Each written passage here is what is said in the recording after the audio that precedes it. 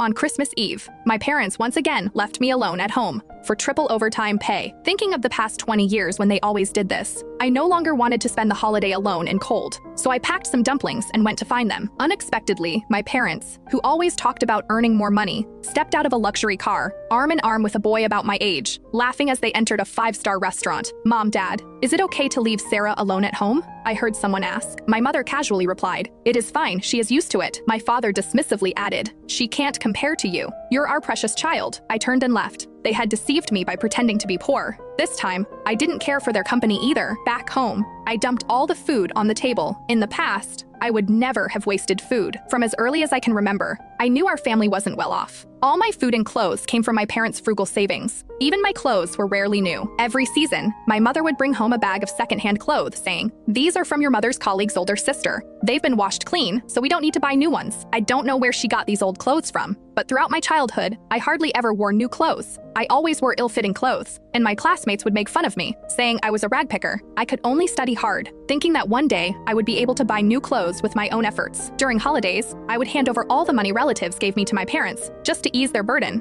But who knew? They had no burden at all. I checked, and that luxury car belonged to the wealthy Johnson family in town. The Johnson's son had once driven that car, showing off with a celebrity girlfriend. I had seen that gossip news too, and the face of that rich young man was the same as the boy I saw tonight. So, it turns out I'm actually from a wealthy family. I found it amusing, sniffed, and went back to search my parents' room. Perhaps they were too careless to keep the contract at home. When I saw my father's name signed on a contract worth hundreds of millions, with a Mont Blanc pen tucked in the documents, my suspended heart finally died. I put everything back as it was, and quietly returned to my room, covering myself with the blanket to sleep. I only hoped that when I woke up, everything would be a dream. Early the next morning, my parents were already busy in the kitchen. Looking at the breakfast on the table, I suddenly realized, who eats seafood porridge early in the morning? The taste of this porridge was exactly the same as the seafood feast the professor treated us to last time. I glanced at the garbage bag by the door, and sure enough, "Mom, Dad, has our family suddenly become rich?" I asked, sitting at the table watching them. My mother looked surprised.